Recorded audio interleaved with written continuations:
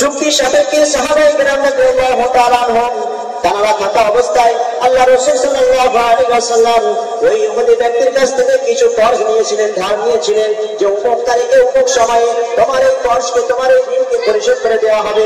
আল্লাহর হাবিব সাল্লাল্লাহু আলাইহি ওয়াসাল্লাম তিনি একদিন মসজিদে নববীর মধ্যে সাহাবায়ে কেরাম রাদিয়াল্লাহু তাআলা আনহুম তাদেরকে নিয়ে বসে আছেন। বিশ্বনবী তাদেরকে তালিম দিচ্ছেন, সাহাবাদেরকে তালিম দিচ্ছেন। ওই ইহুদি ব্যক্তি আল্লাহ রাসূলের দরবারে এসে হাজির হয়েছে। ইয়া রাসূলুল্লাহ, ইয়া হাবিবাল্লাহ, ওগো নবীজি, আপনি যে আমার কাছ থেকে ঋণ নিয়েছিলেন, আপনি যে আমার কাছ থেকে যে অর্থ, যে সম্পদটা ধার নিয়েছিলেন, আপনাকে এখনই তা পরিশোধ করে দিতে হবে। সাহাবায়ে কেরাম রাদিয়াল্লাহু তাআলা আনহুম তারা উপস্থিত রয়েছেন। তারা মধ্য দিয়ে একজন সাহাবী উঠে বলেন, ওগো ইহুদি ভাই, চুক্তির সাপেক্ষে এমন ছিল যে অমুক তারিখে তোমার ঋণকে পরিশোধ করে দেওয়া হবে, কিন্তু সেই ঋণটা তো এখন অনেক দিন বাকি রয়েছে, তুমি এত তাড়াতাড়ি কেন সেই ঋণটা তুমি এখন পরিশোধ করতে চাও?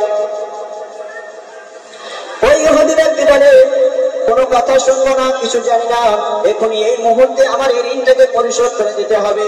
ওই ইহুদি ব্যক্তি ছিল একজন বিধর্মীদের একজন পণ্ডিত মানুষ, তার ভিতরে অনেক কিতাবের জ্ঞান ছিল।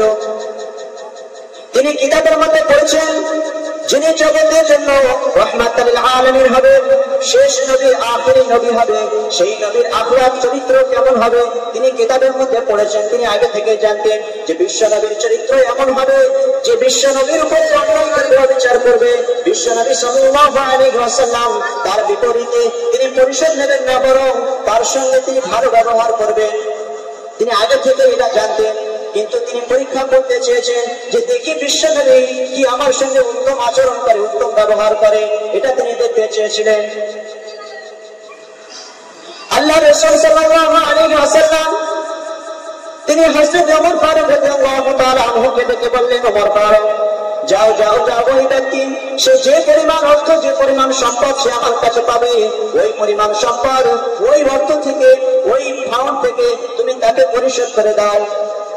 হযরত ওমর ফারুক রাদিয়াল্লাহু তাআলা আনহু তিনি যখন চলেছেন, আবার বিশ্বনবীর পিছন থেকে ডাক দিলেন, ওমর তুমি শোনো, সে তো পায় এই পরিমাণ অর্থ, সে তো পায় এই পরিমাণ সম্পদ, কিন্তু তুমি তাকে আরো কিছু বাড়িয়ে তাকে দিয়ে দিবে। হযরত ওমর ফারুক রাদিয়াল্লাহু তাআলা আনহু ওই ইহুদি ব্যক্তিকে নিয়ে সেখানে চলে গেলেন, যেখানে মাল সম্পদ, সম্পদের যে গোডাউন, সেখানে নিয়ে গেলেন।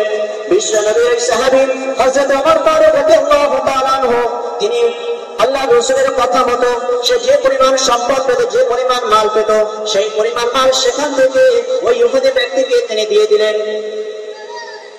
এরপরে যখন ওই ইহুদি ব্যক্তি তার ওই পণ্যটা, তার ওই যে বস্তুটা সে মানটা নিচ্ছিলেন, ওই বস্তুটা যখন সে গুটিয়ে নিচ্ছিল, তখন ওমর ফারুক আরো বেশি রাগান্বিত হয়ে গিয়েছে যে এমনিতে তো সে তার যে ওয়াদা ছিল, তার সঙ্গে যে চুক্তিপত্র ছিল, সেই চুক্তিপত্র ভঙ্গ করে সে এত তাড়াতাড়ি তার ঋণটাকে পরিশোধ করে চাইলো। সে তো যা হয়েছে হয়েছে, ফের আবার সে বিশ্বনবীকে তার এই পরিমাণ মাল বেশি দিতে বলেছে, কিন্তু সে এখন গুটিয়ে নিচ্ছে। হযরত ওমর ফারুক রাদিয়াল্লাহু তাআলা আনহু তিনি রাগান্বিত হয়ে গিয়েছেন।